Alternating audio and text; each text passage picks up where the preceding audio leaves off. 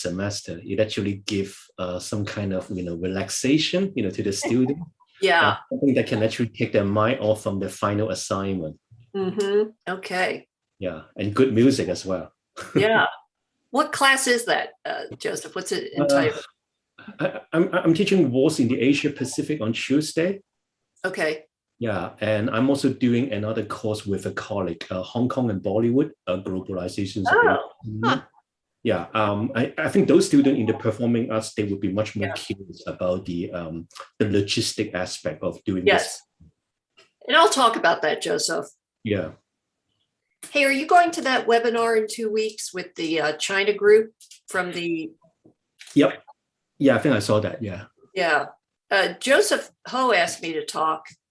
And I was going to talk about the Museum of the Bible and the Watchman Nee exhibit going up. I think that's wonderful. That's wonderful.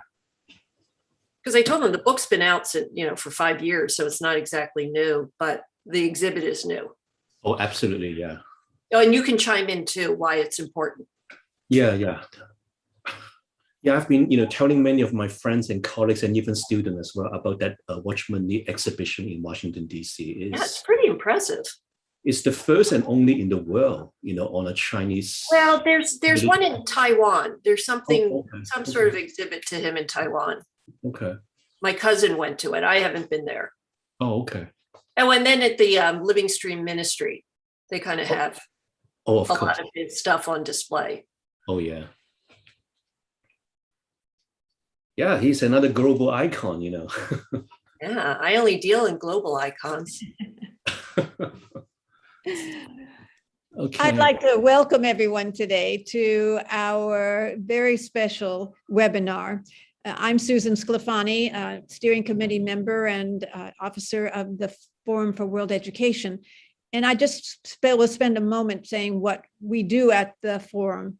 We are trying to bring together business leaders, thought leaders, as well as educators to answer the question, how do we truly prepare our young people for the skills and knowledge requirement of the global society in which we are currently living, but also that will continue to change in dramatic ways over the lives of our students. We believe that unless we have a clear understanding of what the global workforce needs are, we will not be able to ensure that our education system changes in ways that will enable our young people to truly be prepared for a very hopeful and satisfying life in this new world that continues to change so dramatically, so quickly. As I said, it's my pleasure to introduce this webinar today because this is an opportunity to hear from an author and a filmmaker who brings together such wonderful opportunity to see the close connections between the United States and China that have existed when they started and most recently, and also where they are. So I'm going to introduce at this time our moderator for the discussion, and that, of course, is Joseph C. Lee. He's a professor of history at Pace University in New York, but he is also the director of the Global Asian Institute at Pace University. And he will introduce Jennifer Lin, who, as I mentioned, is the very talented producer and director of the film that hopefully many of you have had a chance to watch already, but that you will certainly take the opportunity to watch after this interesting perspective that you'll gain today. So Joseph, I'm going to turn it over to you. Okay, wonderful, Susan. Thank you so much. So welcome everyone. Well, good afternoon to the people who are on the East Coast, but I think to our friends from Asia, very early good morning. So my name is Joseph Lee, professor of history at Pace University in New York City, and I'm also the director of the Global Asia Institute.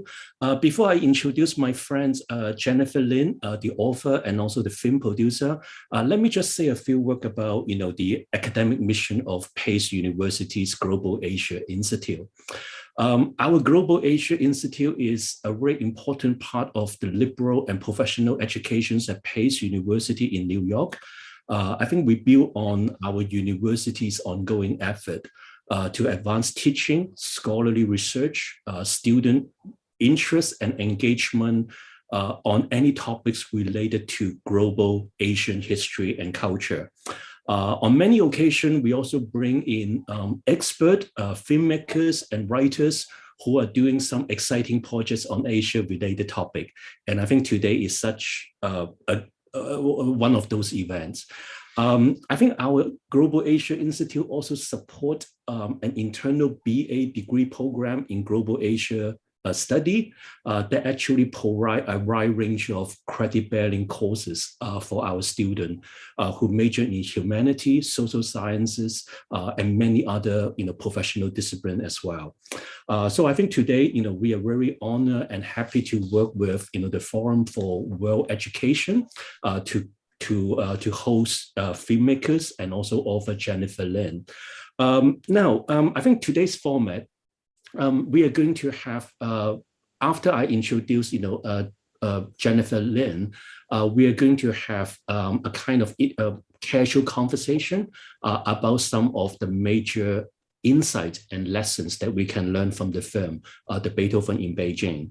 And I think for our audience today, if you have any question, please put your question not in the chat box, but in the Q&A box. And then our colleagues, Susan is going to pick up some of those questions, and then we are going to have a much more productive and also a meaningful conversation this afternoon. So Jennifer Lin, she is an award-winning journalist, author, and also a documentary filmmaker. For many years, she worked at the Philadelphia Inquirer as a reporter. She spent time in China as a foreign correspondent during the 1990s. She has written tons of interesting reports on political, social, and cultural issues in China during that interesting time. She also spent time as a financial correspondent on Wall Street and also a national correspondent in Washington, D.C. Jennifer is also the author of a number of books. I think her last major project was a very insightful, memory about her own family. The title is called The Shanghai Faithful: Betrayal and Forgiveness in a Chinese Christian Family. That book was published in 2017.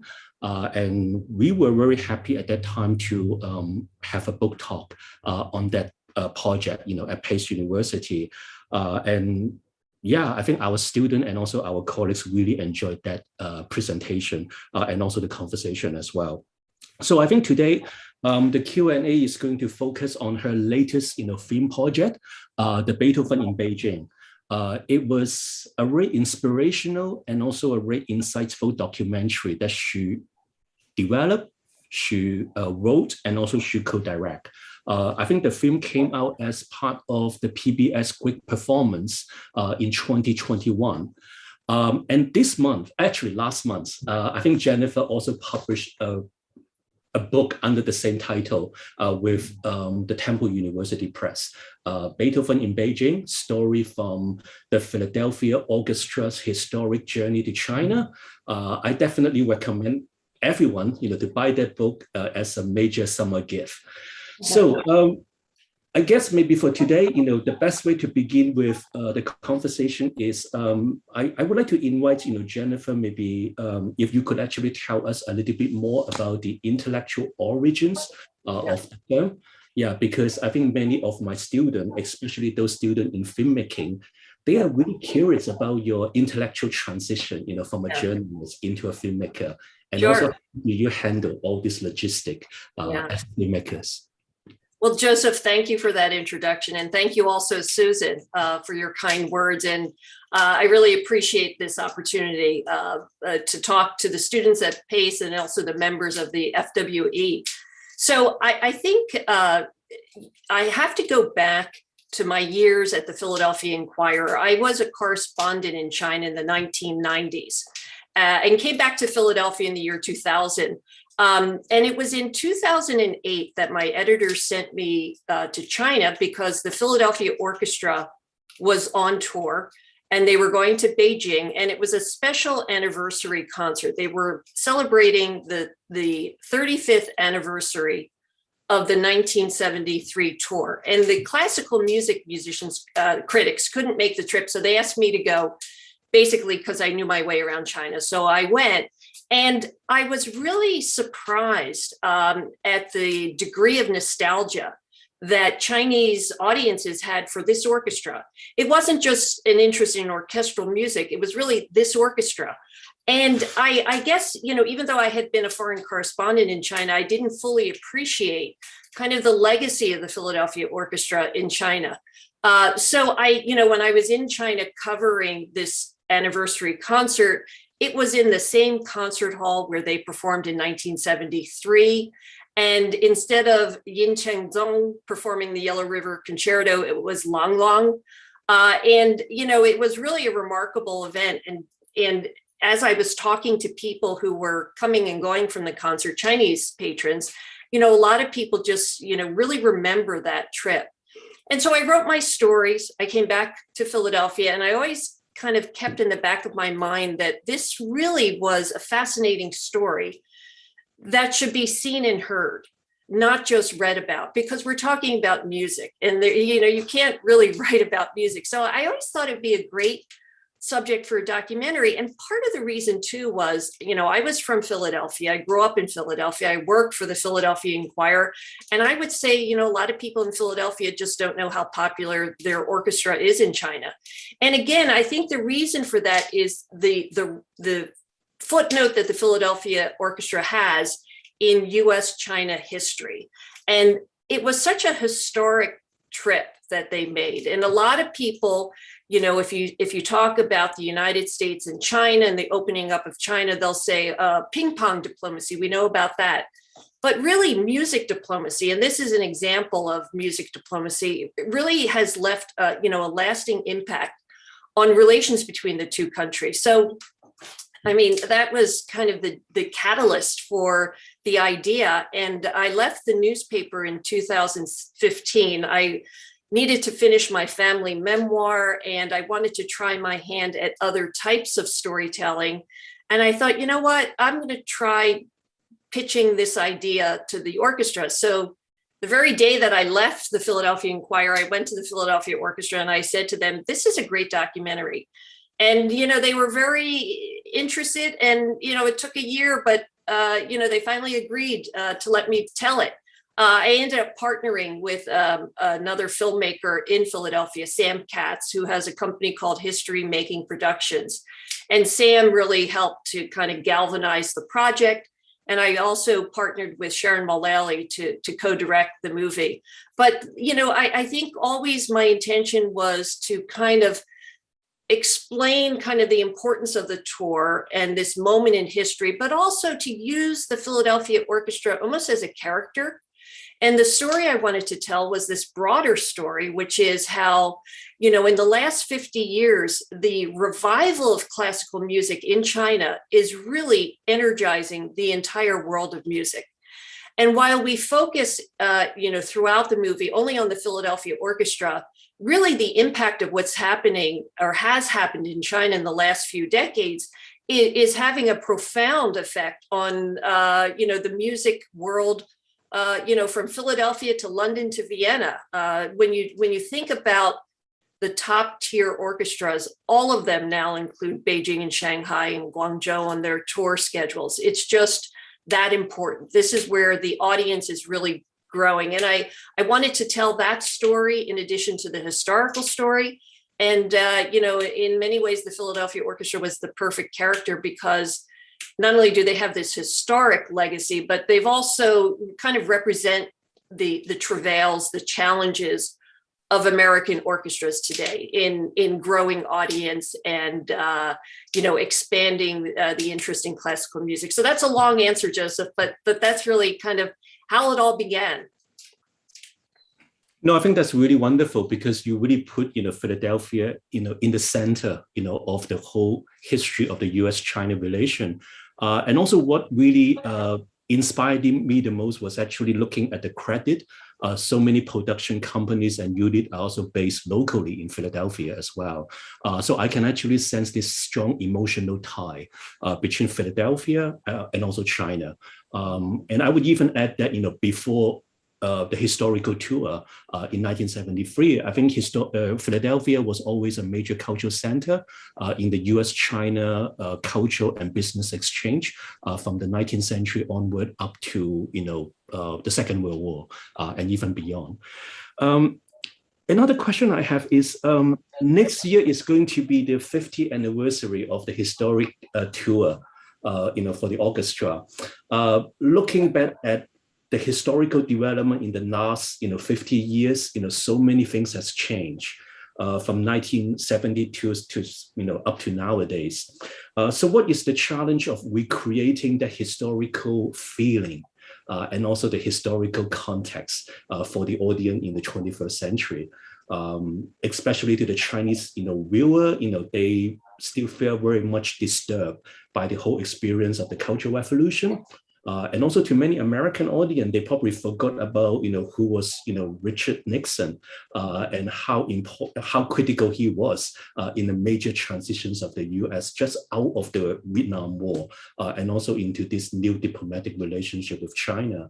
And of course, I think to your family, as well as you mentioned in the last book, The Shanghai Faithful, the 72 and 73, it was also a critical year for many Chinese American, in the US, because it actually symbolized some kind of possibility of new opening for people-to-people visit as well. So yeah, would you like to tell us a little bit more about how to tell this challenging and also emotional history that was so recent, but at the same time so emotionally difficult, I would say? Yeah, so that's a big question you just asked me, Joseph. So I'm going to try to take little pieces of it. But the thing that we're coming up on the 50th anniversary of this tour, as you mentioned, and so there's a whole generation of Americans and Chinese people who, they weren't born in 1973. And so all they know is the US-China relationship today. And so let's think about pre-pandemic, because post-pandemic things have changed quite a bit. But pre-pandemic, there would be tens of thousands of Chinese and Americans traveling between the two countries on a daily basis. And kind of there's, among younger people who have watched the movie, you may think that that's just kind of been the status quo forever. But you have to, I think the remarkable thing is, as we approach this anniversary, to think back on 1973 and kind of where we were as two nations.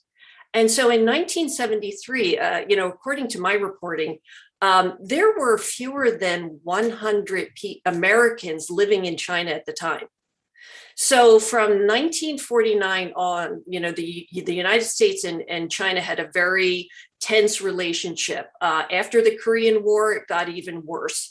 There were no diplomatic relations. And in the eyes of the Chinese, we were the American wolves. We were on the wrong side of the conflict when it came to Korea. And so, there were decades and decades of kind of this image of the United States being the enemy of China. So then, 1972, Nixon makes his historic trip to China, meets Mao, and then this process of kind of bringing the relationship back to something normal starts. And, the diplomats were all doing their thing. President Nixon was having his, Henry Kissinger kind of negotiate a way out of this situation. But the challenge, I think, for the leaders was, how do you change perception? I mean, for 3 decades, the Chinese have been told that the Americans were the enemy, we were the American wolves, and vice versa. In the United States, it was Red China, it was Communist China, and so how do you change perceptions on both sides of the Pacific Ocean? And so after Nixon went to China in 72, there began a series of these exchanges, and it's cultural diplomacy. And cultural diplomacy is really vital in terms of changing perception. And so the first groups that came over from the United States, we sent a lot of athletes to China. 1972 was after the Olympics, and Mark Spitz, was a big star of those Olympics. So the Chinese wanted us to, send some swim teams, which we did. Then there were college basketball teams that went over to do, just matches with the Chinese. It was all this goodwill effort, and they needed a cultural component, and that was an American orchestra. And in many ways, it could only be the Philadelphia Orchestra for two reasons. One, Nixon loved Eugene Ormandy and loved the Philadelphia Orchestra. He was a classical musician himself, played the piano, I think, and grew up listening to the albums of the Philadelphia Orchestra. And he had a soft spot for Ormandy because after his second election, when he was second inauguration, it was the Philadelphia Orchestra that performed at his inaugural ceremony, not the National Symphony. And, you have to recall that we were in the midst of the Vietnam War, and Nixon wasn't exactly a popular person. And there was, the National Symphony, there was a lot of, resistance to his policies, but Ormandy was very willing to go and play at his inauguration. So for Nixon, the Philadelphia Orchestra was at the top of his list of orchestras to send. For the Chinese, the Philadelphia Orchestra also was at the top of the list. And the reason goes back to, Joseph, you alluded before to the long relationship of Philadelphia with China. And in 1940, the Philadelphia Orchestra had a benefit concert for China. It was for the medical relief effort. This was during, the war with Japan. And the Chinese didn't forget that gesture. So when it came time to actually extend an invitation to an orchestra, it almost had to be the Philadelphia Orchestra. And Joseph, I think I've gone way off tangent of your question. So reel me back in if there's something else you want me to start talking about. Because once you wind me up, I just keep going. No, I think that's actually perfect about that, emotional attachment, between, Philadelphia and also China. And I still remember in part, maybe in the beginning sections of the film, when you talk about, when you begin, the story with lots of references to the Cultural Revolution. I think the Philadelphia Orchestra, when they arrived in China, there was some kind of discussion and also disagreement about which type of the music that they are supposed to perform. And what really impressed me most is actually the input coming from Madame Mao in China during that time. So I just thought that, even for the Chinese leadership, they also had a very strong and also good knowledge about some of this music as well, and also the implication of those music to the Chinese audience. So I think when you include that section, do you find it to be a little bit more challenging to make references to the Cultural Revolution piece? Yeah, I mean, it was challenging for several reasons, but it was essential too, because as we were putting the film together, it became clear that not a lot of Americans really understand the Cultural Revolution. And, there were some young members of our crew who really didn't know what it was and thought it was a positive thing. And so it made me realize that, okay, we need to explain the context, and you have to understand the context to then understand the importance of the trip. So the trip came during the Cultural Revolution. Things had calmed down by 1973, but it was still the Cultural Revolution.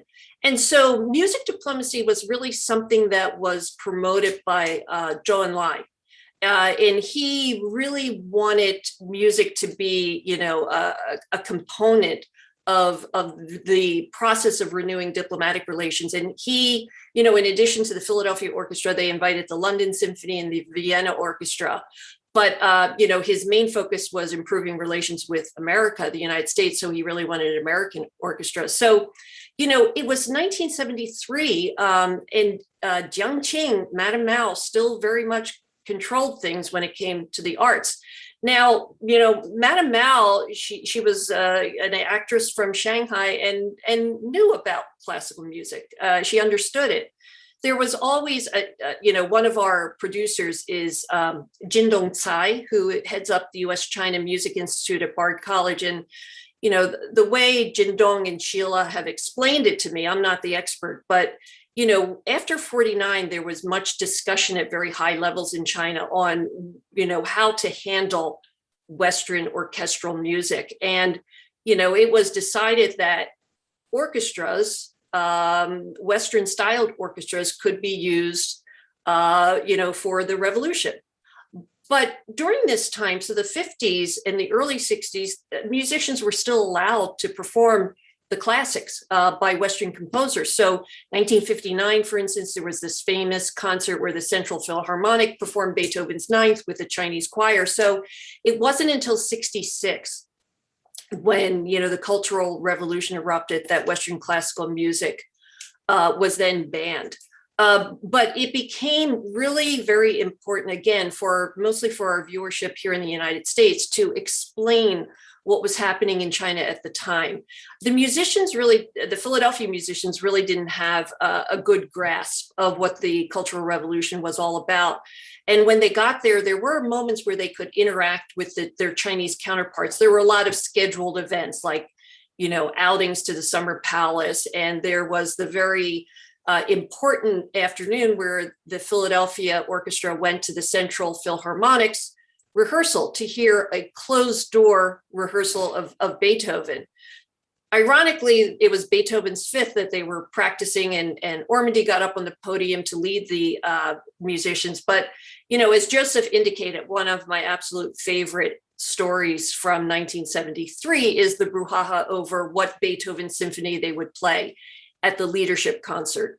And this is when, you saw the long arm of Madame Mao. So from the time, the Philadelphia Orchestra arrived in Shanghai, they were lobbying for him to change his program and perform Beethoven's Sixth. So, if you've watched the film, you know that Ormandy didn't like the Sixth, and he wasn't prepared to play the Sixth. They didn't have the scores. And, it was up to Nick Platt to convince him that, U.S.-China relations depended on his acquiescing. And as Ormandy said, when in Rome. So he finally went along. And Ormandy was a notorious diva. So for him to put aside his preferences for the Fifth and actually play the Sixth, without proper scores, they had to borrow the scores from orchestras in Beijing and Shanghai. He went along, and they ended up performing the Sixth. They did perform the Fifth, but not for the leadership. They performed it, I think, in Shanghai once. So, So, the history, I think, is also important in order to convey kind of the transformation in the last 50 years. So, I mean, think about it. In 1973, when the Philadelphia Orchestra went to China, classical musicians, Chinese musicians, were not allowed to perform or even practice Western classical music. And you compare that to today, where you look at every major orchestra in the world and there are, Chinese musicians who are part of them. On a regular basis, we have composers who are bringing their music here to Philadelphia. It was intentional for us to feature the composer Peng Peng Gong at the end of the movie, because we wanted to show kind of this evolution of the relationship, how, back in 73, it was very much the Philadelphia Orchestra going to China. And after, 76 and the end of the Cultural Revolution, then you saw the Boston Symphony going and Isaac Stern, and, there was an opening up. But, to think about where China was in 73 versus where the classical music scene is today is just phenomenal. And so, back in 73, it was very much a one-way street. But today, the Shanghai Philharmonic came to Philadelphia in 2019 to perform in a side-by-side concert featuring the music of a Shanghai composer. So, the point being that, this relationship has become very much, a two-way street. It's not just Americans and foreign orchestras going to China. We are now seeing, Chinese orchestras coming here. Before the Shanghai Phil, I think it was a year or two before that, the NCPA orchestra came and performed in Philadelphia. And, musicians I spoke to from the Philadelphia Orchestra said they were, really blown away by the caliber of that orchestra. And it's very hard to impress Philadelphia Orchestra musicians, let me tell you. So anyway, yeah. No, I think that part is really, inspirational because it actually showed you, this US-China cultural exchange is always two-way instead of one-way. It starts as a kind of one-way traffic, but you can also see some kind of inputs, coming back from the younger generations of the Chinese musician. So how would you explain that kind of sudden and also sustainable interest in classical music in China? Right. Not because I noticed that not just in Beijing and Shanghai, but even in some second-tier cities, music schools are everywhere. Yeah. Parents actually invest lots of money in their children's education. And here we are talking about one kid, one child family. Yeah. So the amount of money that they spent was phenomenal. So what did they do right to promote this interest in music? Yeah. So, when I started really delving into this story 6 years ago, 7 years ago, I had a lot of conversations with like music professors, professional musicians, posing the question, why is this happening in China?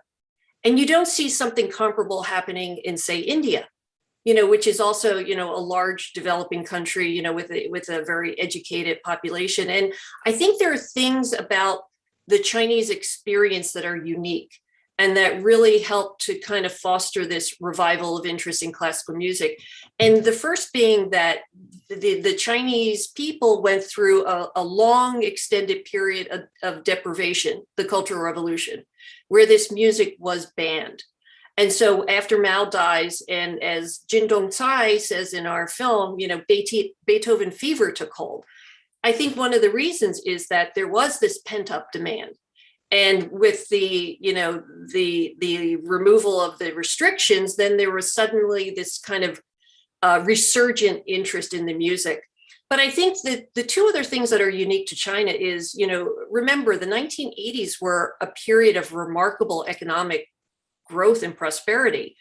And suddenly families had disposable income to spend and lavish on their children, which is like a third thing that's unique about China, is that for, much of the 80s and the 90s, until only very recently, families could only have one child. And so you would lavish that child with every opportunity, much like Americans lavish their children with sports. In China, music is still valued. It's a Confucian, value that, an educated man should, and woman should understand music, not only understand music, but play music. So I think that is kind of something unique to China. And because of those reasons, there has been this revival, in the classical tradition. And so when you go to, and I've been on tour with the orchestra 3 times and once with the Curtis Institute. And when you go to concerts in China, there's a marked difference than audiences here in the United States. So Philadelphia Orchestra still has a strong audience, but it tends to be an older audience. You go to the NCPA and you'll see families, with small children. You'll see young couples. Partly it's a novelty, but also I just think the audience that in China is much younger, tilts young. And, Yannick Nézet-Séguin, the celebrated conductor of the Philadelphia Orchestra, he makes the point in the movie that, young people sustain this art form. And the one place where the youth is really embracing this music is in China. Thank you so much, Jennifer. We do have a number of questions, so I'm going to start posing them, and then Joseph can add his thoughts as well. The first question was from Kathleen Peavy. And Catherine is asking what a unique perspective you've provided. In the film, you go all over China and the musicians are from all over China, yet the film is called Beethoven in Beijing. Why the title? So Catherine, thank you for asking that question. And it's a funny story because, again, one of our producers is Jin Dongcai. Jin Dong, is a character in the film. He's a conductor. He's, a professor. And Jin Dong and his wife, Sheila Melvin, really are the preeminent experts on classical music in China. They've written 2 books, Rhapsody in Red, highly recommend it if you're interested in this topic. And they wrote a very slim book called Beethoven in China. And so I told, Jindong that we wanted to call the film Beethoven in Beijing. And he really didn't like the title. And he kept arguing with me. He goes, but we really don't talk about Beethoven. And it's more than just Beijing. We're talking about all of China for the very points that you point out. And I had this conversation with him, an argument saying, okay, it's alliteration, Jindong. Beethoven in Beijing has a nice ring to it. And Beethoven is really a leitmotif through the film, although it's not literally about Beethoven in China, who Beethoven is very popular in China, but it's shorthand for classical music. And you do, there is this thread of Beethoven throughout the film, the 5th versus the 6th debate, and then we end it with Beethoven's 9th. So, it is a visual leitmotif, and it's just shorthand for classical music. And the reason we say Beethoven in Beijing and not Beethoven in China is it's alliteration. So thank you for asking that question, but that's the honest answer. Okay, Aidan Bell also agrees it's a phenomenal documentary, says he's also from Philadelphia, and you are correct when you say that most Philadelphians don't know the impact of our orchestra has had.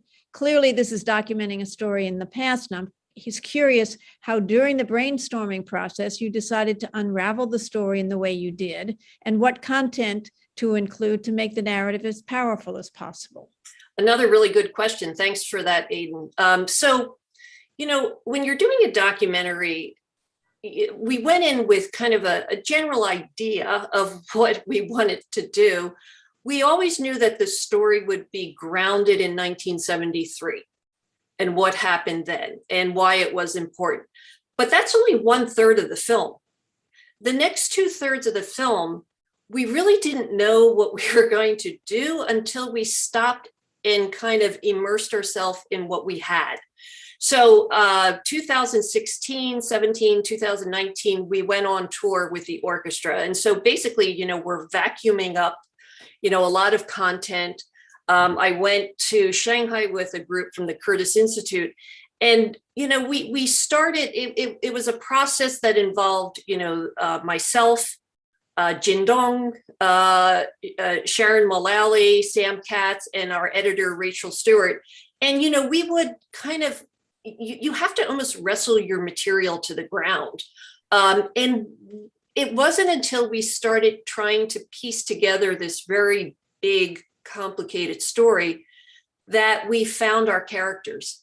And, when we would show the film, early cuts of the film to various trusted advisors and friends, people kept telling us, oh, interesting story. And, as you tell, like what happened in the last 50 years, that guy, Tan Dun, he is really magnetic. People kept going back to Tan Dun. So it became clear to us that Tan Dun could be a character who helps us to bring the story from 73 to the present.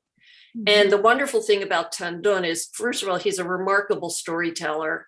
And the story about, being on a commune back in 73 and hearing just a snippet of Beethoven over the loudspeaker, that was a great way of kind of personalizing the tale. And then the fact that he has not only an Oscar, but a Grammy doesn't hurt. So he's very well known and everyone knows Crouching Tiger. So Tan Dun, for us was that character who could represent kind of the 1979 generation, that first generation of people who went to the Central Conservatory. But then the other 2 characters who kind of emerged were Long Long, and he represents kind of that generation that grew up in the 80s and was able to really grasp everything that the new China had to offer.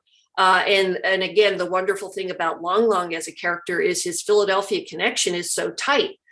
He went to Curtis Institute, studied with Gary Grafman, who, just as a side note, Gary Grafman was the teacher for Lang Lang, Yu Jia Wang, and Zhang Haochen, arguably 3 of the top pianists in China today, and the same teacher, Gary Grafman. So So Lang Lang then represented kind of that generation that came of age in the 80s. And then Peng Peng represents kind of the younger generation of musicians in China. And he went to Juilliard, but returned to China to be the resident composer at the Shanghai Philharmonic. So it was really, if there are any filmmakers out there in the audience, it was really when you're in the edit suite, and you're pouring through your material, that almost it's then that you find your story. And so it became clear to us that we should really kind of focus on these three characters to kind of propel the story along, because again, it is a big story that we attempt to tell, and it's a complicated story, but we feel as if their personal tales, help to kind of make the narrative easier to understand. And if I could just make an aside here, Tan Dun just was marvelous. Peng Peng was wonderful, but Lang Lang, one of my favorite scenes in the whole movie is, Lang Lang went to Curtis, and when he became a professional, he went on tour with the Philadelphia Orchestra in 2001. And it was the first time he would be back in China as, a professional musician. And, the wonderful thing about Lang Lang is, in 1993, he was actually a little kid going to the Central Conservatory when his dad took him to the Great Hall of the People to hear the Philadelphia Orchestra perform. But we had, a Chinese producer who was helping us, and she found at an archive in China, archival footage of Lang Lang's, his performance as a professional in 2001 at the Great Hall of the People. And there's just this wonderful moment. You may have to rewatch the movie to catch it, but there's this wonderful moment, when Lang Lang is performing this beautiful piece. I think it was Mendelssohn. Correct me if I'm wrong. I can't remember. Whatever it was, he's performing this wonderful piece, and it is so quiet, and emotional. And in the background, one of our characters, one of our veteran musicians from the Philadelphia Orchestra, David Booth, who you hear throughout the film, you can see him sitting behind Lang Lang after this wonderful, moment in this piece that he was performing, where David turns to the guy next to him and goes, gives him oh man, this kid is good. Look. So anyway, that's just one of my favorite pieces of archival footage in the film. But yes, so in answer to your question, we had a general idea of the parameters of the story, but in terms of character development, we really had to kind of find that in our footage, and we did. Well, Satish Kalori has another question.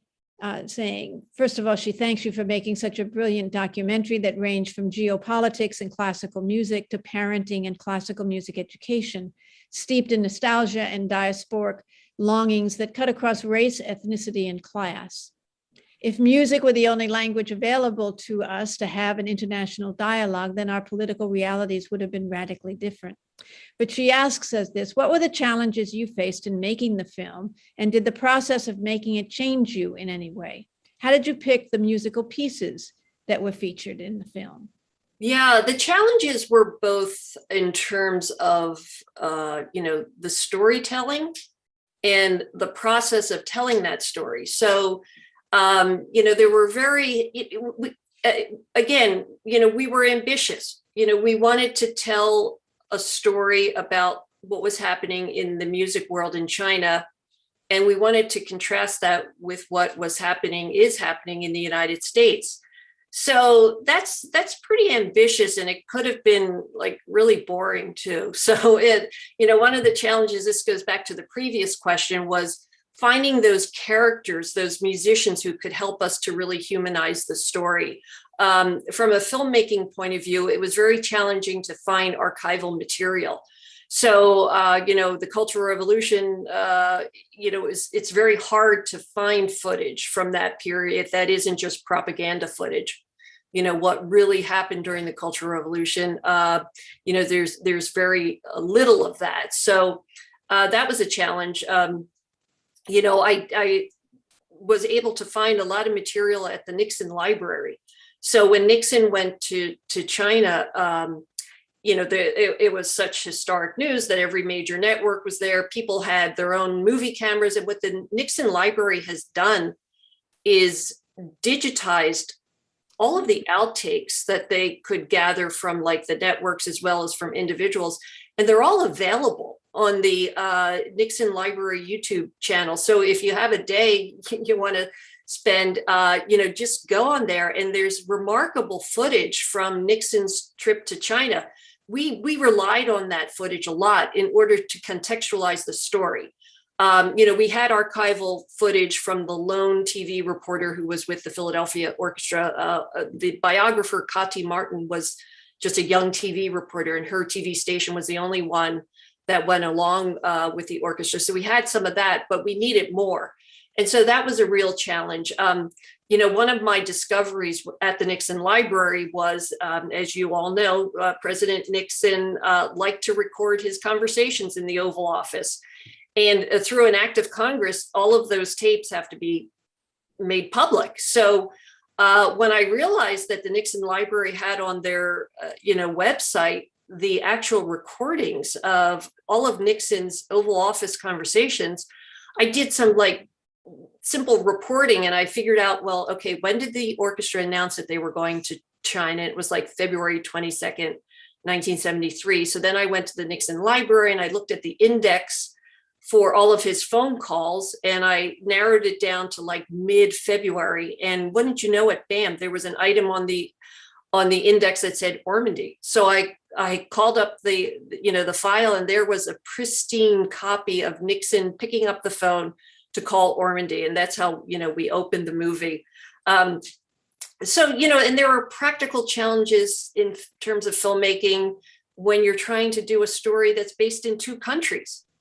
And, it was easy to film in the United States, not so easy in China. You can't just walk out of your hotel in Beijing with a camera crew and expect to do man on the street interviews in Tiananmen Square. So that did not happen. And, there were very tight controls. We were traveling with the orchestra, so we were kind of embedded with them at all times. So, that those were kind of filmmaking challenges that we faced. And as far as the musical pieces, again, Beethoven is the leitmotif throughout the film. So whenever we could highlight the Beethoven music, we did.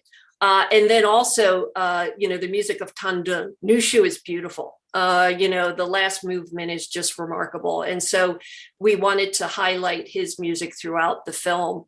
And now you're asking me this huge question of how did it change me? This project has taken up 7 years of my life, really. And it's helped me to understand China better and to kind of, this is going to sound so Pollyanna, kumbaya, we are the world, but really, if we can maintain these cultural relationships, and music is one of those connections, there is hope for the relationship. If you just look, and Nick Platt talks about this in the movie, if you just look at the US and China, from a strictly political, economic level, things are not good. Things are pretty tense. But, this cultural relationship, that's not going to end because of what's happening politically. And think about the like Joseph at Pace University, think about the connections that universities have, in China. NYU has a campus in Shanghai. The Juilliard School just opened a campus in Tianjin. That's not going to end. So I think, when you look at kind of the music relationship, it does have that thread of hope there that the goodwill that we feel when we're in a concert hall or when we look at the music world, that can continue despite all the noise around us. And so I hope that answers your question. Thank you for that. Well, myself have been going to China since 1999, and education has been one of those areas too, where people have come together to recognize we each can learn from the other system, and will improve both systems. We have another question asking whether perhaps Western music has overtaken Chinese music, classical music, and its instruments. So Emma, I'm just going to quote Jindong Cai because I'm not the music expert, but I think he would say no. That there's still a lot of interest in Chinese classical instruments. It's just that, you know, the piano and the violin as instruments were never outlawed during the Cultural Revolution. People still could play the violin, learn the piano, but they just were not allowed to perform Western compositions. So there was always this interest in the instruments. I think the instruments were introduced to China back in like the mid 1800s, or maybe before that with the Jesuit missionaries. So there has always been this tradition of playing, you know, Western instruments, but it has not eclipsed, according to Jindong, Chinese instruments. In fact, Jindong's at Bard College, and the conservatory at Bard actually offers a degree in Chinese music. So students go to Bard to study the erhu and the pipa, you know, in Chinese classical instruments. So I think Jindong would say, if he was on this Zoom webinar, that no, it hasn't. Okay. Amy Friedman asked whether the exchanges and the current rising nationalism in both countries certainly demonstrate the need for cultural exchanges. Do you think American orchestras will continue to go back once China reopens after the pandemic? Yeah, Amy, I can say definitively, I don't know. You know, that's a very good question, and we'll see. I do know that, you know, with the 50th anniversary coming up next year, that the goodwill that I felt in 2008 when I went to cover that 35th anniversary concert, that's not going to go away. And I think, you know, music and art is music and art. And so there's an appreciation of good art, good music in both countries. And I don't see that ending. And, you know, and the Philadelphia Orchestra, you know, is one of the world's best. And I think, you know, the historic relationship kind of amplifies their position in China, but I don't think the interest in world-class orchestras going to go away. There is rising nationalism. And one of the things, again, Jindong has mentioned this in other webinars we've done, but because of the pandemic and the inability to travel easily between the two countries, it's been really a bonanza for Chinese musicians, soloists in particular, who have, you know, been able to hog the spotlight, so to speak.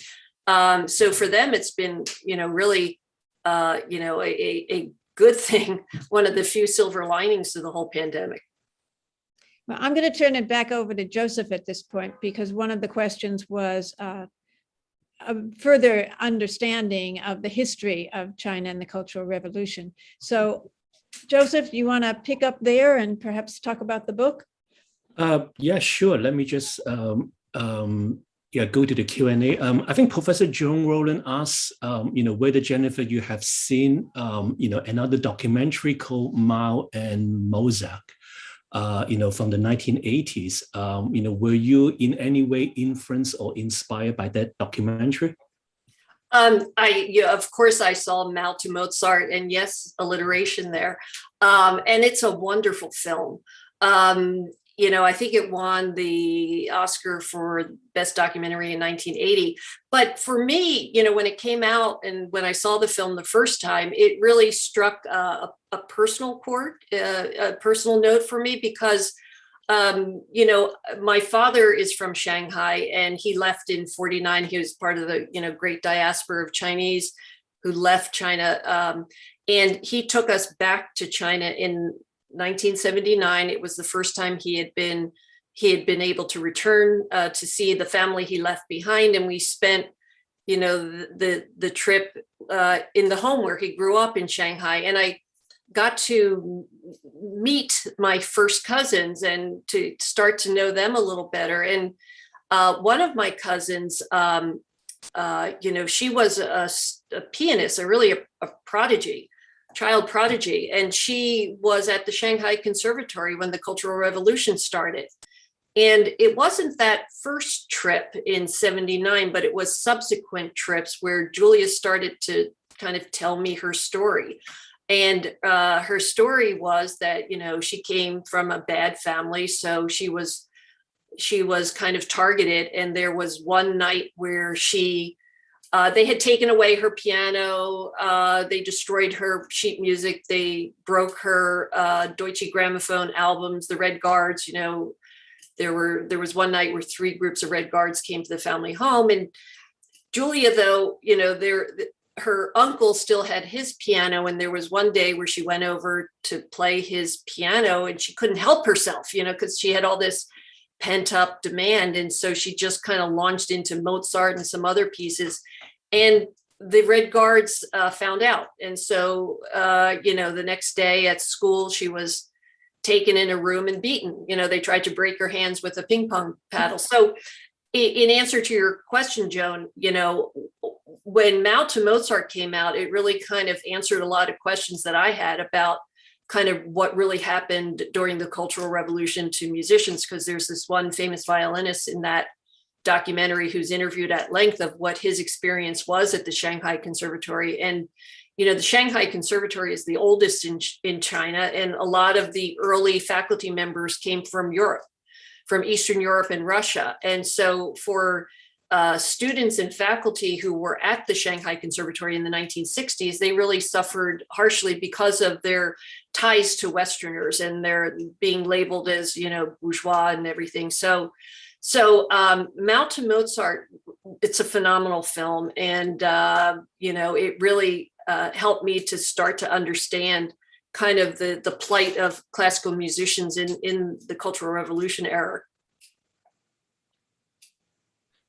Yeah, thank you.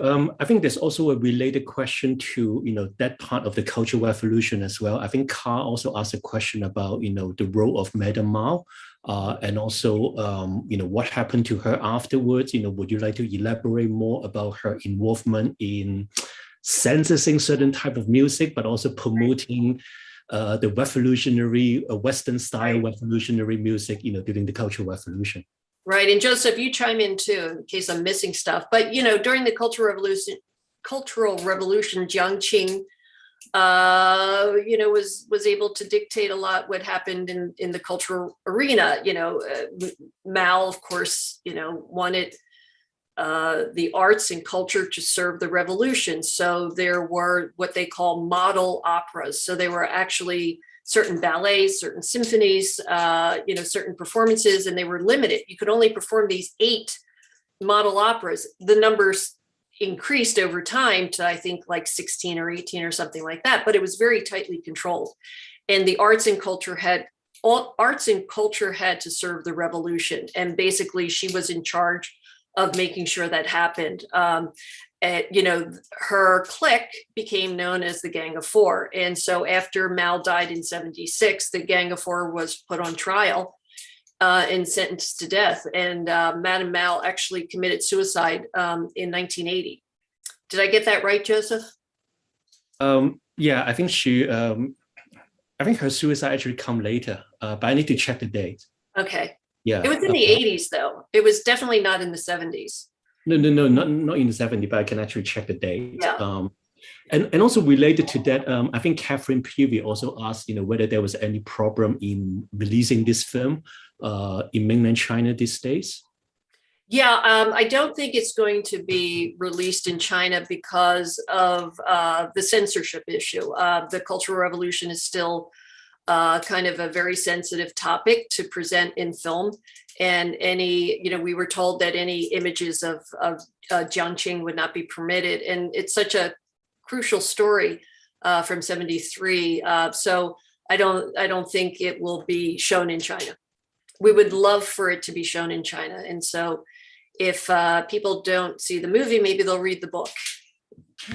Yeah, that's the other thing I really want to ask you as well, because I think, you after you finished the movie, you also did a book as well, under the same title, the Beethoven in Beijing. So I think I think the question is also related to the one that is actually asked by Professor Rachel Chung. While you're making the film, do you encounter any problems and obstacles, or are there any other issue that you fail to explore in the film? But perhaps you could actually elaborate and also develop more in writing the book. So I'm just wondering, would there be any interesting insights or new discovery in the book as compared to the film? Yeah, the first part of that question is our last trip to China was in 2019, and there was a noticeable change kind of in the atmosphere, and I think frankly, people were starting to get nervous about talking about the Cultural Revolution. So I think that was something that we needed to respect in terms of like the older Chinese musicians who we talk about and include in the movie. It was, you could sense that things were kind of getting a little more difficult. It was difficult for them to talk about the Cultural Revolution. So, I'm forgetting now what the rest of that question was. Help me out, Joseph. I'm reading the question here, Rachel. Is there the book? The book. Put in a plug for the book. So, I decided to write the book because I really believed there was more to say. In the movie, we just touch on 73 and kind of give the highlights and explain in a very, not cursory, but it wasn't, all about 73, the 90 minutes. So there was so much more that I knew about 1973, and there were so many more interviews that I wanted to tell a fuller story. And I frankly wanted to just focus on 1973. There's another reason for doing the book, and that is, we finished the film. There's a phrase called locking. And when you lock the film, you're not allowed to go back in and start changing things. So we literally locked the film on March the 1st, 2020, just as the world as we knew it was ending. So Sharon and I had intended on attending like 15 film festivals that we had been accepted into. And we were going to spend the whole year just traveling the country, talking about our movie and meeting other filmmakers. And of course, none of that happened. There were 2 film festivals that we went to in person, and those were at drive-in theaters. So, everything was this, via Zoom and virtually. So, there I am, I'm here in my attic, as you can see. And it's March 2020, and I'm not doing anything with the film. My freelance work had all dried up, and it's like, what am I going to do for the next few months? And so I thought, I had thought about writing a book, and I just decided that I would focus on getting the book done. But I made the conscious decision to tell this story more fully as oral history. And the reason is, and I said this earlier, 1973, you have to remember that there were no Americans living in China, and the Chinese populace had a really kind of skewed view of Americans. So when a Pan Am charter jet lands with 130 Philadelphians, that's big news. And so for the musicians, it was such, for them, such a memorable tour, a memorable moment. But also for the Chinese musicians they encountered, it was also very special. So I wanted to tell the story in their own words and kind of as a writer, get out of the way. And this was history. So let's let them tell the story. I did go much deeper in my reporting, when I decided to write the book, and I interviewed more people, more musicians, but I also found a trove of new material. So I found all these unclassified diplomatic cables between the Americans who were stationed in Beijing in 1973 and their counterparts at the State Department. And that was a real revelation, because we didn't have an embassy in Beijing, but we had an American office, liaison office. And there was a small, team of diplomats who worked there. And one was Nick Platt. And Nick Platt's job was basically organizing the Philadelphia Orchestra's tour, acting as the liaison. And then his counterpart, Francis Tenney, was at the State Department in Washington, and the two of them were sending cables back and forth. And it really makes you appreciate like the importance of the tour and how the organizing of the tour was almost like, they were negotiating a treaty. And some of the cables are pretty funny because this wasn't like any other tour of the Philadelphia Orchestra. The program had to be approved, had to be vetted by the leadership. That doesn't happen when the Philadelphia Orchestra goes to Vienna or London. But in China's case, this was very sensitive. And so they didn't want any Russian composers, so no Tchaikovsky. And there were certain, European composers that, Debussy was not considered someone they wanted to hear. So, the music had to be vetted, but it was taking the Chinese side forever to make up their minds. And there was one funny cable that Francis Tenney sent to Nick Platt in Beijing. This was like 2 weeks before the tour. And he said sarcastically, Maestro would like to know what he's supposed to play before he steps onto the stage in China. So could you please ask the Chinese to sign off on the program? The other thing that was very interesting, and if there are history buffs out there or history professors, is, there had been the 10th Party Congress that had just ended in China, and China watchers were unsure kind of which way China was going. Was it truly opening up to the West, or was this just a mirage and that it would snap back to kind of the isolationist policy of much of the Cultural Revolution or, much of the past 30 years. So it was still very opaque to China experts, like what was happening in China. So they used the arrival of the Philadelphia Orchestra and the tour as a way of reading the tea leaves, frankly, and really kind of deconstructing every movement of the orchestra and the reaction and every article in the People's Daily and every mention of it, for meaning. And you really saw that in this one cable that Nick Platt wrote after the concert where Madame Mao shows up. He writes this long cable back to the head office in Washington, describing in excruciating detail what she wore. She was in a dress, not a Mao suit. She was carrying a handbag and wearing pumps, and it's like they were divining great meaning out of this, that, she wasn't just in her Mao unisex outfit. So in addition to diplomatic cables, I was given personal journals. Nick Platt gave me his wife's journal that she wrote during the Ormandy visit, and she was quite a pistol and a funny person. And so there's some good descriptions there. And one of the piccolo players had a journal, and his family lent me that to use too. And I also mined all the news reports. So there were only a handful of reporters. There was a TV reporter, New York Times critic, and then reporters from the Philadelphia Inquirer and the Philadelphia Bulletin.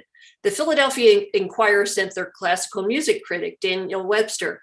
The Philadelphia Bulletin made the brilliant decision to send a sports columnist to China who knew nothing about China or classical music.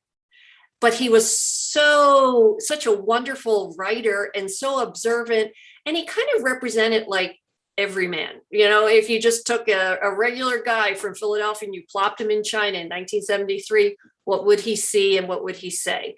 And so Sandy Grady, he's quoted extensively in this oral history, but he has some great lines. He's deceased. He died a while ago, but his writing is very descriptive and at times poetic and funny.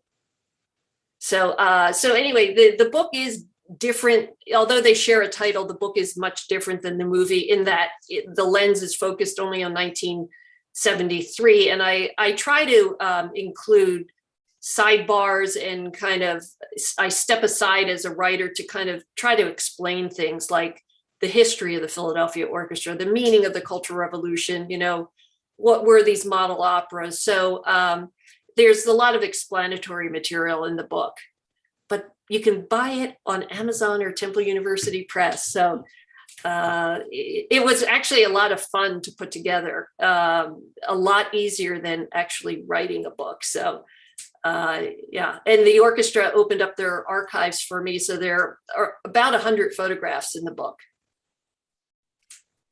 You know, for me, watching the film again this morning after I had seen it on PBS when it first came out, I was really struck by how fitting it is for FWE to be co-sponsoring this event, because when you listen to the discussion of how our education in the United States has really neglected classical music, any music, basically, in terms of music appreciation for all children, that was a part of the American education system for so long, it really is another item in what it needs to change in American education if we are going to be the great nation we can be.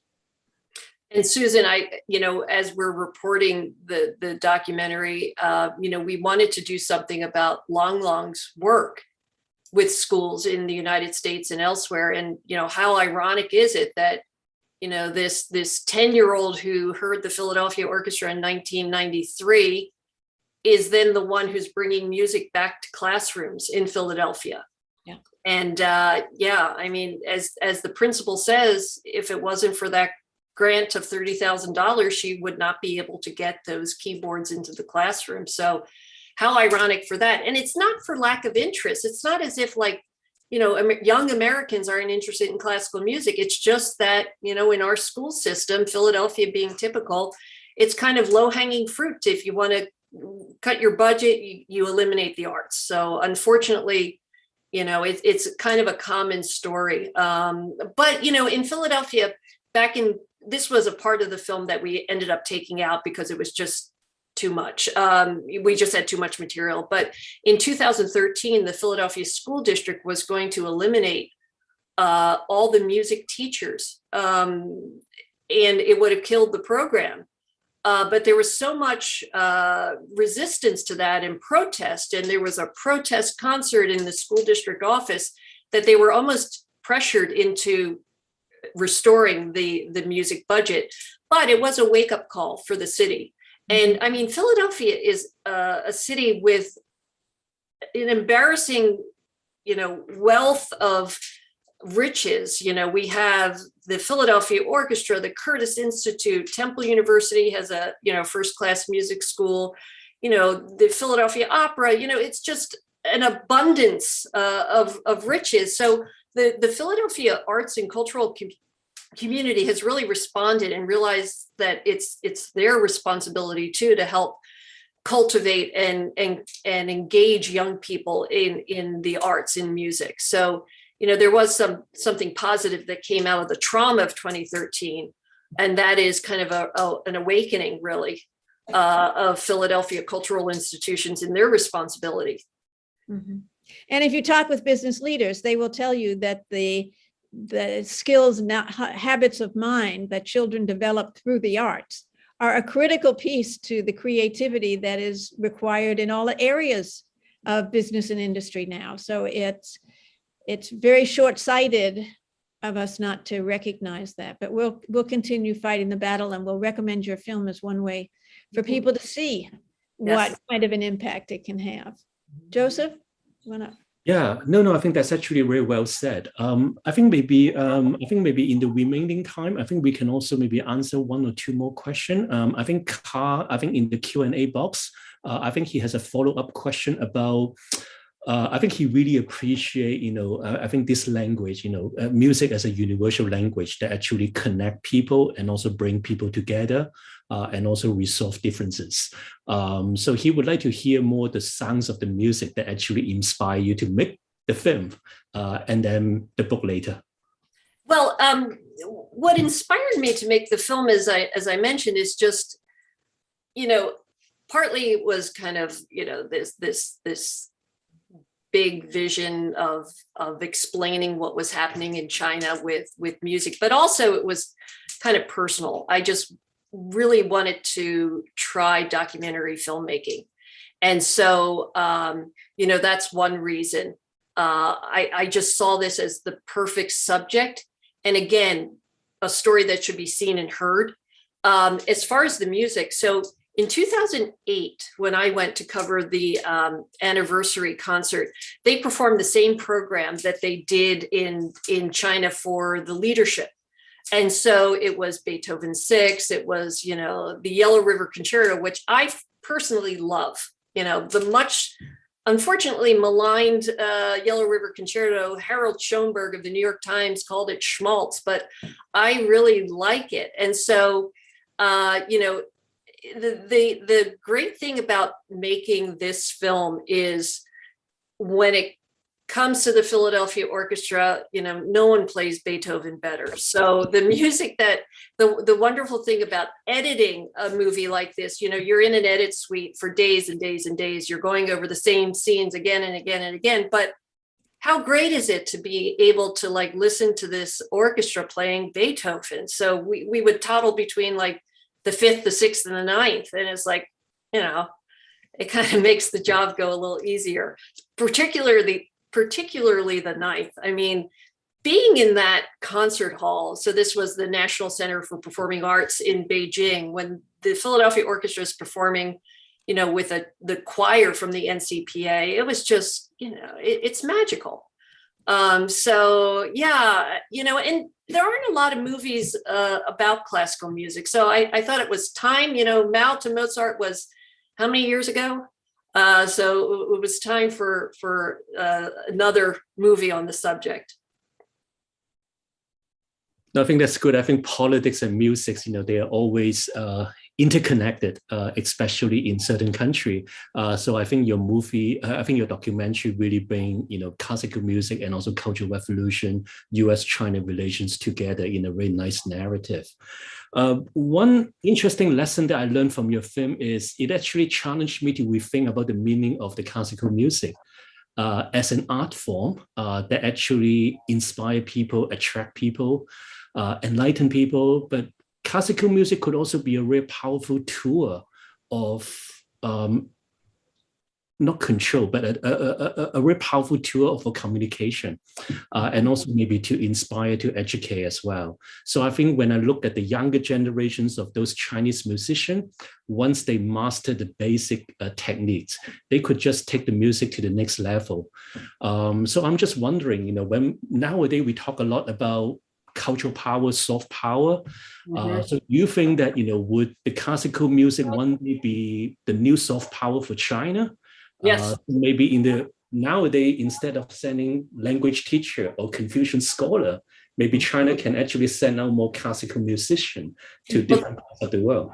Yeah, I mean, they're already doing that. Again, look at conservatories in the United States, music schools, orchestras. There are already Chinese musicians who populate those places. But in terms of soft power, I don't think it's just a coincidence that every major city and every second tier city in China is building palatial concert halls. It's just remarkable. Of course, Beijing, Shanghai, Guangzhou, Shenzhen, but, Hangzhou, Nanjing, those aren't second tier, but I'm just saying every city is now building an arts complex because they see that as a sign of having arrived. And I think there is, Jindong tells me how the number of professional orchestras in China has doubled in something like 10 years. There are now 70 professional level orchestras, which is still well below the number in the United States, but given, where they were coming from.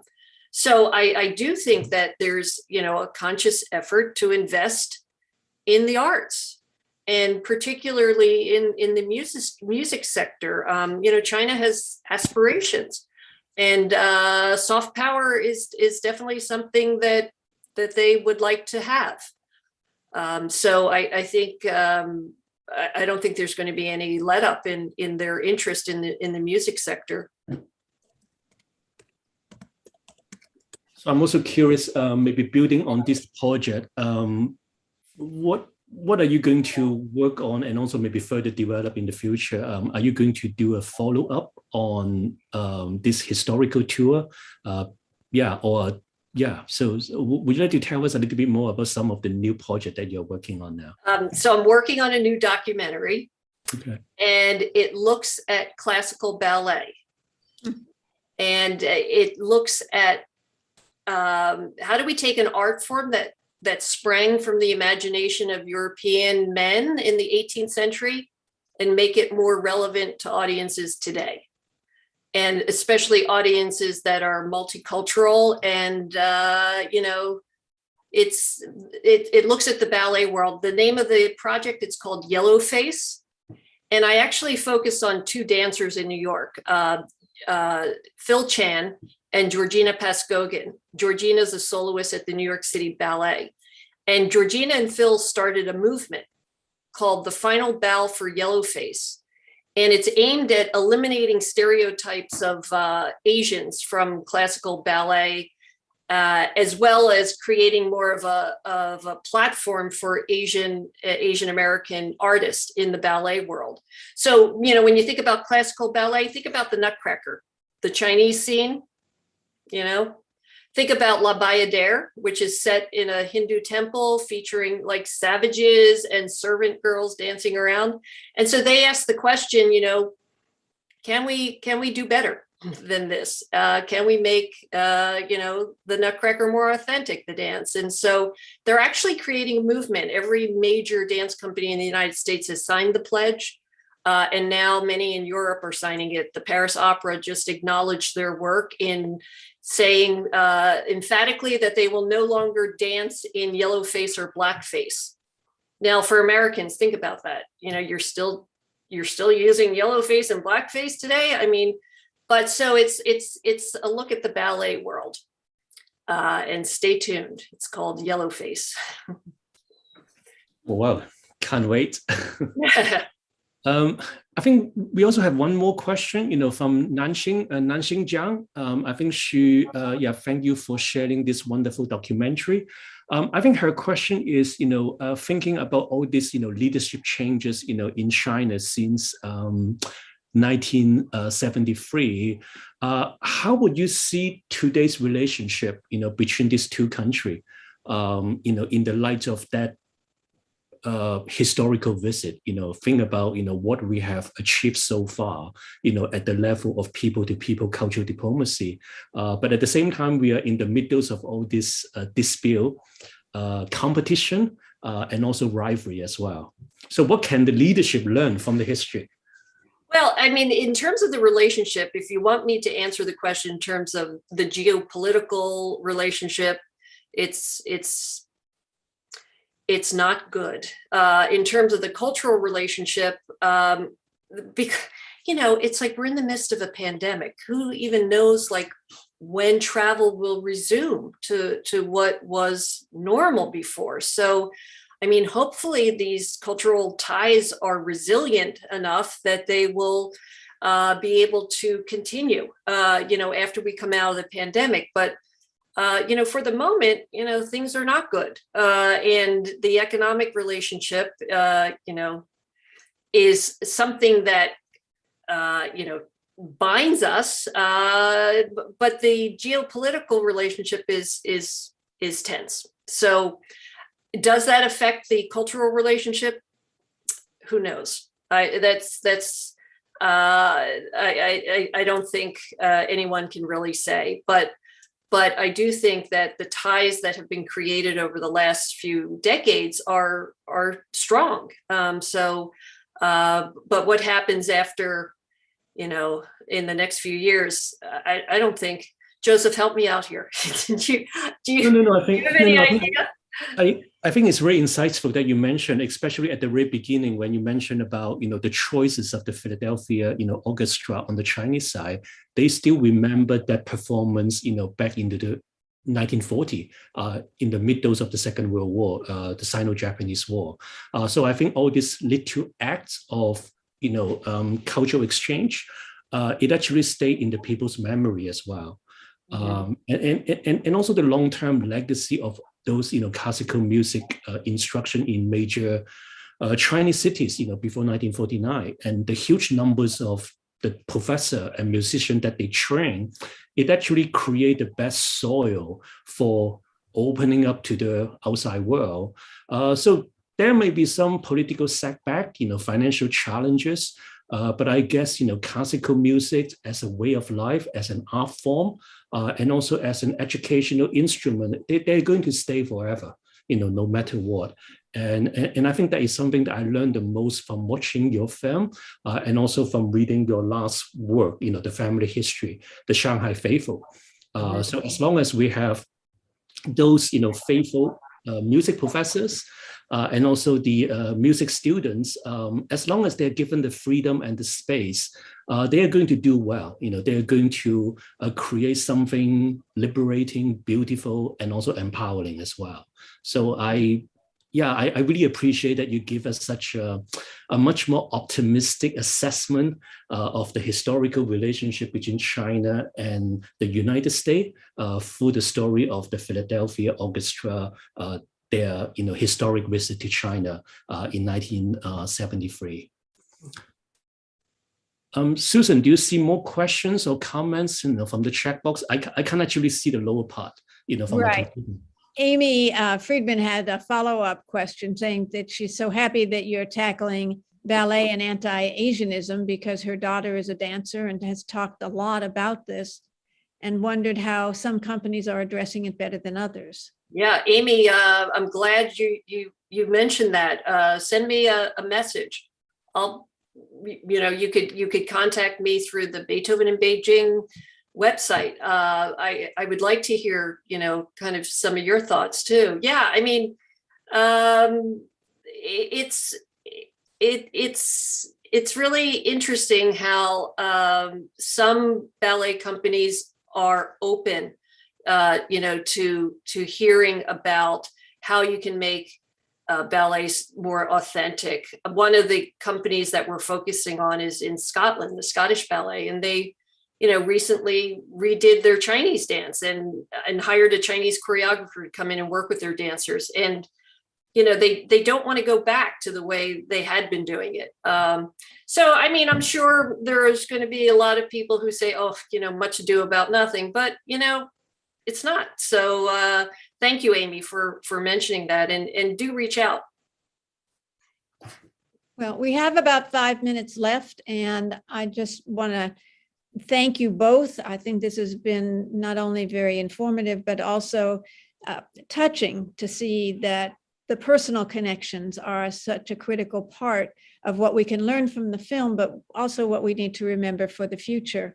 For those of you who are FWE watchers, we actually have another webinar this week with some of our young leaders, a group of under 40s, making them young, but who are going to talk about the advantages they believe are available from having opportunities for international education and exchange.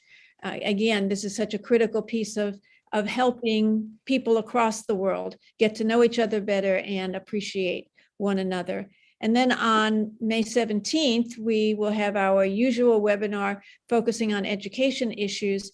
And this is the third in a series that has been talking about what the impact of the pandemic has been. We featured the IEA report on what happened immediately after the pandemic in countries across 5 continents. We had last month, we had the report from OECD and the World Bank about longer term impacts. And this next one on May 17th is going to tackle what have been the achievement challenges wrought by the pandemic here in the United States. We've got some initial data that can tell us what is happening, and particularly what's happening to our most disadvantaged students. So again, we want to put up Jennifer's book so that you can see how to access it, because as she said, it really gives you a greater in-depth opportunity to understand what was shown to you in such meaningful ways in the film, in the documentary. So thank you so much. Joseph, do you have any closing comments for Yeah, your just university? I want to thank the audience, for staying with us, throughout this conversation. I also want to remind everyone that you can still rewatch the film, maybe for one more day. So go back to the link and then just rewatch it, and also maybe to rediscover some of the things that you missed before, this conversation. So thank you, Jennifer, for this wonderful sharing and also for joining us today. So hopefully maybe we can actually invite you to our campus in the fall and also in the spring.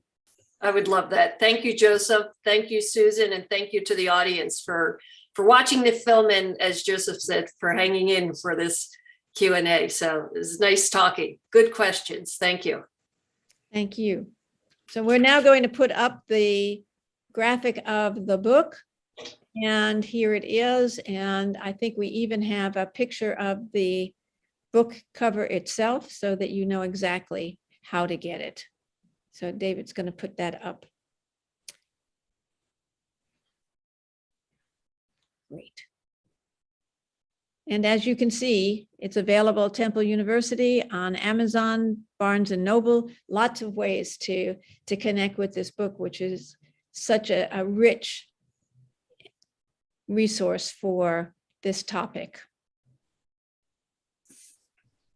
So this should be a book, a summer reading, for everyone, and Yes. also a graduation gift, for all the students who are graduating this year. I like that, Joseph. Thank you. Thank you all very much. Thank you. Have a nice day. Bye-bye. Bye. Bye-bye.